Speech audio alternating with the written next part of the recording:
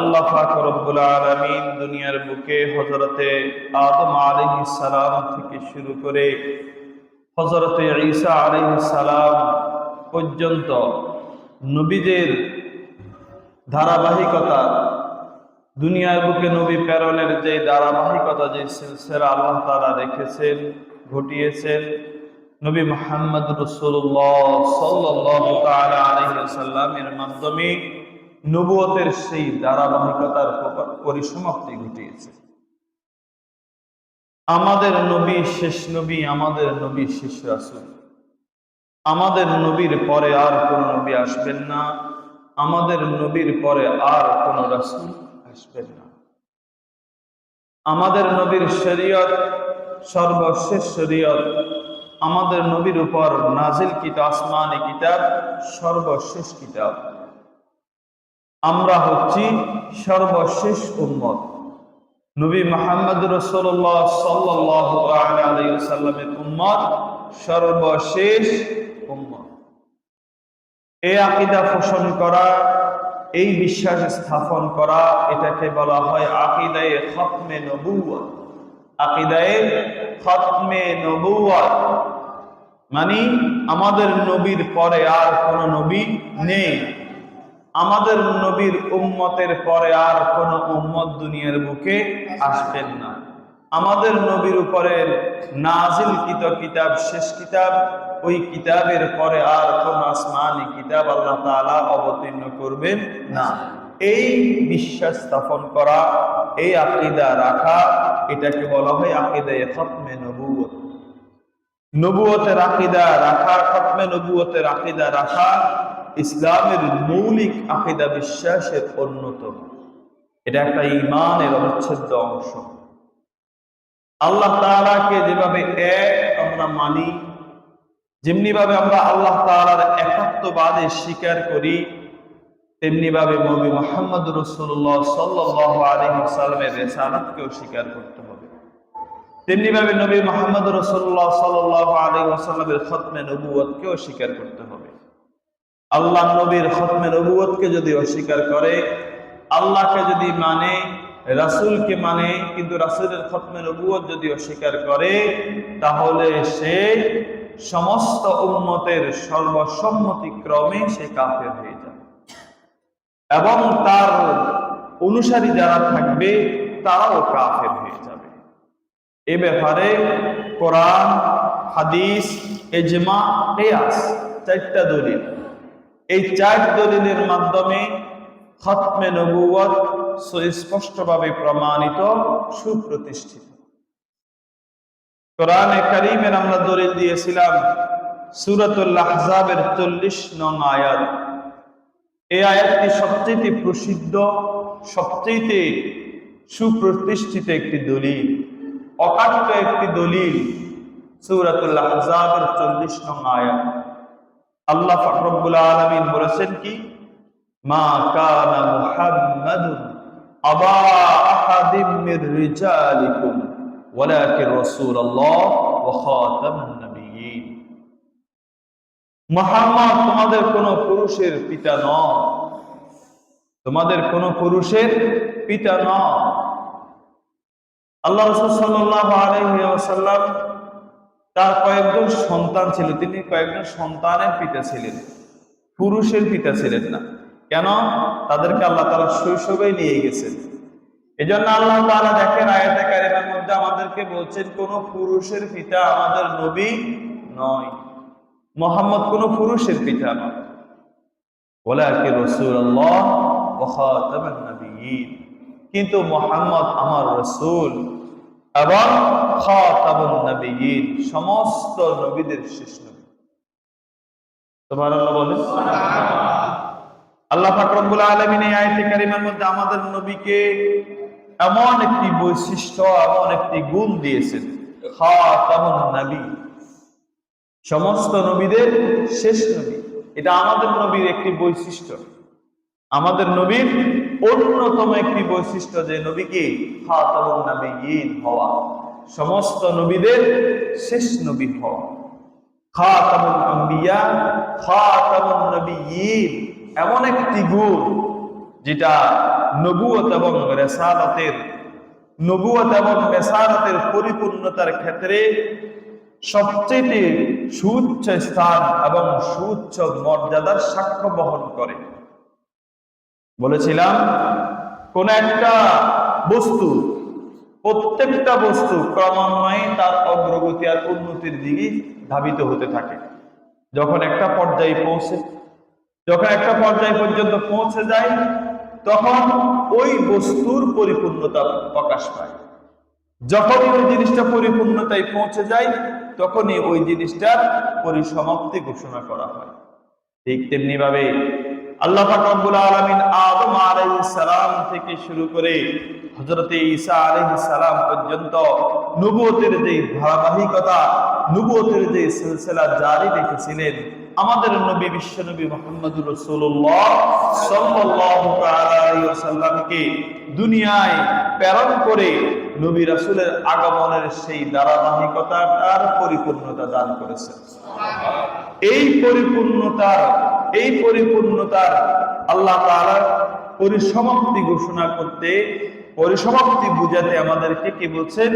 সূরাতুল মাইদার আল্লাহ তাআলা আয়াত নাযিল করেছেন, ৩ নং আয়াত, আল ইয়াউমা আকমালতু লাকুম দীনাকুম ওয়া আতমামতু আলাইকুম নি'মাতি ওয়া রাদিতু লাকুমুল ইসলাম দীনা।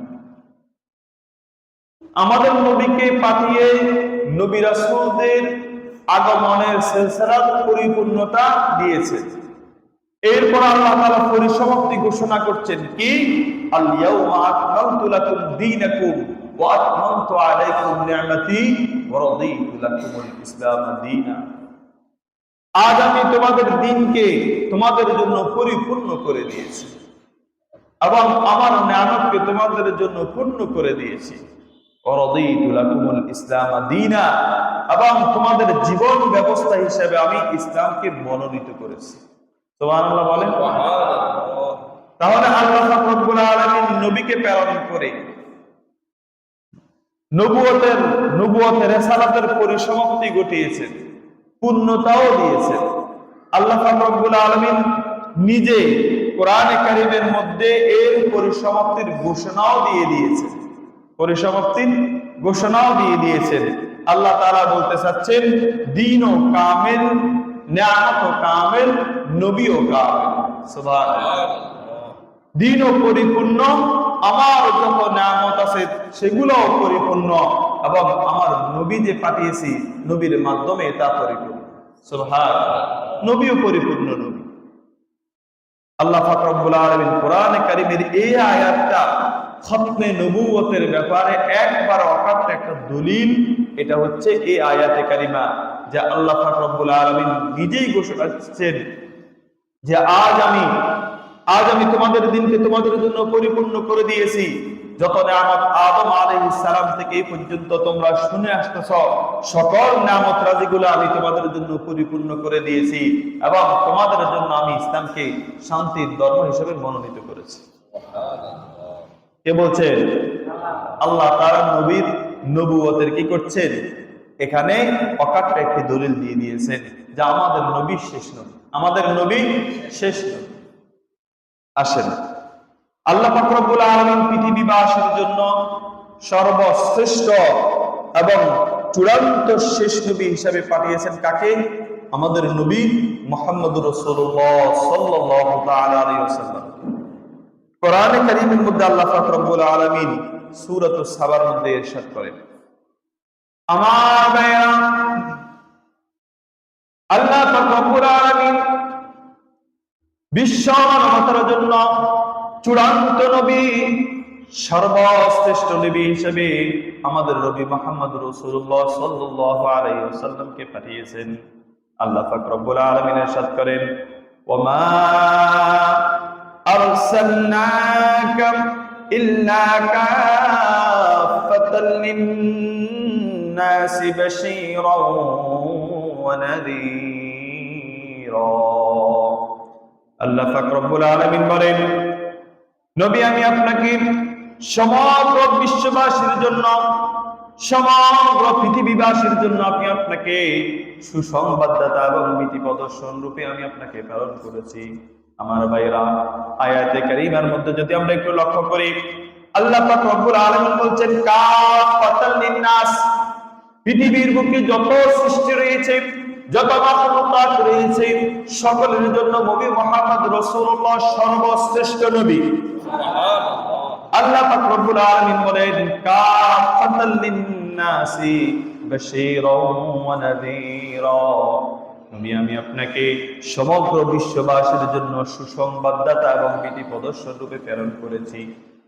আয়াতে কারিমার মধ্যে কাফাতাল লিন্নাস বলে আল্লাহ পাক রব্বুল আলামিন বলছেন আমাদের নবী কোন এলাকার নবী নন, বিশেষ কোন সম্প্রদায়ের নবী নন। নবী মুহাম্মদ রাসূলুল্লাহ নির্দিষ্ট সময়ের জন্য নবী নন। আল্লাহ পাক রব্বুল আলামিন কাফাতাল লিন্নাস বলে আমাদেরকে জানিয়ে দিচ্ছেন কিয়ামত পর্যন্ত যত মানুষ দুনিয়ার বুকে আগমন করবে, যত মানুষ দুনিয়ার বুকে আসবে, নবী মুহাম্মদ রাসূলুল্লাহ সাল্লাল্লাহু আলাইহি ওয়াসাল্লাম সকলের জন্য একমাত্র শ্রেষ্ঠ নবী। আমাদের নবী শেষ নবী এবং শ্রেষ্ঠ নবী। কিয়ামত পর্যন্ত যত মানুষ আসবে, কিয়ামত পর্যন্ত যত মানুষ দুনিয়াতে আসবে, সকলের নবী মুহাম্মদ রাসূলুল্লাহ সাল্লাল্লাহু আলাইহি ওয়াসাল্লাম। আমাদের নবী হিন্দুদের নবী, নবী মুহাম্মদ রাসূলুল্লাহ বৌদ্ধদের নবী, নবী মুহাম্মদ রাসূলুল্লাহ সাল্লাল্লাহু আলাইহি ওয়াসাল্লাম ইহুদিদের নবী, নবী মুহাম্মদ রাসূলুল্লাহ সাল্লাল্লাহু আলাইহি ওয়াসাল্লাম খ্রিস্টানদের নবী। এক কথায় যত মানুষ, যত মাখলুকাত পৃথিবীর বুকে রয়েছে, যত মানব দুনিয়ার বুকে রয়েছে, সকলের জন্য একমাত্র শ্রেষ্ঠ নবী হচ্ছেন হযরতে মুহাম্মদুর রাসূলুল্লাহ সাল্লাল্লাহু আলাইহি ওয়াসাল্লাম। আমি মানি আর না মানি এটাই চূড়ান্ত সিদ্ধান্ত। সুবহানাল্লাহ। আল্লাহ পাক রব্বুল আলামিন আয়াতে কারিমার মধ্যে বলেন কুল ইয়া আইয়ুহান নাস ইন্নী রাসূলুল্লাহি ইলাইকুম জামিআ। আল্লাহ পাক রব্বুল আলামিন হাবিবি জনাবি মুহাম্মদ রাসূলুল্লাহ সাল্লাল্লাহু আলাইহি ওয়াসাল্লামকে বলছেন, হাবিব আপনি বলে দিন ইন্নী রাসূলুল্লাহি ইলাইকুম জামিআ ইয়া আইয়ুহান নাস, হে লোক সকল, হে পৃথিবীবাসী, আমি তোমাদের সকলের জন্য একমাত্র রাসূল হিসেবে আগমন করেছি। সুবহানাল্লাহ। একমাত্র রাসূল হিসেবে আমি তোমাদের নিকটে আগমন করেছি। ইয়া আইয়ুহান নাস, সমস্ত মানুষকে আল্লাহ রাসূল সাল্লাল্লাহু আলাইহি সাল্লাম বলছেন যে আমি তোমাদের সকলের নবী। ইন্নী রাসূলুল্লাহি ইলাইকুম জামিআ, আয়াতে কারিমার মধ্যে আল্লাহ পাক রব্বুল আলামিন এমন একটা শব্দ ব্যবহার করেছেন, নাযিল করেছেন, জামিআ। এইটা এমন একটা অর্থবোধক, ব্যাপক অর্থবোধক শব্দ। পৃথিবীর শুরু থেকে শেষ পর্যন্ত নবী মুহাম্মদ রাসূলুল্লাহ সাল্লাল্লাহু আলাইহি ওয়াসাল্লামের আগমনের পর থেকে কিয়ামত পর্যন্ত যত মানুষ দুনিয়ার বুকে আসবে, যত মাখলুকাত দুনিয়ার বুকে আসবে, সকলের জন্য আমাদের নবী মুহাম্মদ রাসূলুল্লাহ সাল্লাল্লাহু আলাইহি ওয়াসাল্লাম একমাত্র নবী। সুবহানাল্লাহ। চাই সে জমিনে থাকুক আর আসমানে থাকুক, নবী মুহাম্মদ রাসূলুল্লাহ তার জন্য নবী, শ্রেষ্ঠ নবী এবং শেষ নবী। চাই কোন মানুষ পাহাড়ে থাকুক আর পর্বতে থাকুক, যেখানেই থাকুক না কেন, নবী মুহাম্মদ রাসূলুল্লাহ সকলের জন্য একমাত্র নবী, চূড়ান্ত নবী, শেষ নবী। চাই সে চাঁদের দেশে থাকুক আর মঙ্গল গ্রহে থাকুক, নবী মুহাম্মদ রাসূলুল্লাহ সাল্লাল্লাহু আলাইহি ওয়াসাল্লাম সকলের জন্য একমাত্র নবী। সকলের জন্য একমাত্র নবী, শেষ নবী, চূড়ান্ত নবী, নবী মুহাম্মদ রাসূলুল্লাহ সাল্লাল্লাহু আলাইহি ওয়াসাল্লাম। আমার ভাইরা, আল্লাহ পাক রব্বুল আলামিন কোরআন কারীমের মধ্যে আরো একটি চমৎকার আয়াত আমাদের নবী সাল্লাল্লাহু আলাইহি ওয়াসাল্লামের খতম নবুয়তের ক্ষেত্রে নাযিল করেছেন। খতম নবুয়তের সম্বন্ধে আল্লাহ পাক রব্বুল আলামিন আরো বলেন হুয়াল্লাযী আরসালা রাসূলাহু বিল হুদা ওয়া দীনিল হাক্কি লিইয়ুযহিরাহু আলাদ দীনি কুল্লিহি ওয়া কাফা বিল্লাহি শাহীদা। আল্লাহ পাক রব্বুল আলামিন বলেন হুয়াল্লাযী আরসালা রাসূলাহু বিল হুদা ওয়া দীনিল হক, তিনি তার রাসূলকে, তার নবীকে হেদায়েত এবং সত্য ধর্ম সহকারে দুনিয়ার বুকে প্রেরণ করেছেন। লিইয়ুযহিরাহু আলাদ-দীনি কুল্লি, যাতে করে তার নবী তার এই সত্য ধর্মকে অন্য সকল ধর্মের উপরে জয়যুক্ত করে নেন, যাতে করে অন্য সকল ধর্মের উপরে এই সত্য ধর্মকে কি করেন? জয়যুক্ত করেন। ওয়াকাফা বিল্লাহি শাহীদা, আর সত্য ধর্ম, সত্যকে জয়যুক্ত করার জন্য আল্লাহ তাআলাই যথেষ্ট। সুবহানাল্লাহ। তাহলে আল্লাহ পাক রব্বুল আলামিন কোরআনে কারীমের মধ্যে স্পষ্ট ঘোষণা দিচ্ছেন যে দ্বীনে মুহাম্মদ হচ্ছে সর্বশ্রেষ্ঠ দ্বীন। দ্বীনে মুহাম্মদ পৃথিবীর বুকে যত দ্বীন, যত শরীয়ত এসেছে, সকল দ্বীন এবং শরীয়তের মধ্যে সর্বশ্রেষ্ঠ শরীয়ত কি? দ্বীনে মুহাম্মদ, অর্থাৎ দ্বীনে ইসলাম হচ্ছে সবচেয়ে একনিষ্ঠ ধর্ম, সবচেয়ে শান্তির ধর্ম, সবচেয়ে জয়যুক্ত ধর্ম হচ্ছে ইসলাম ধর্ম।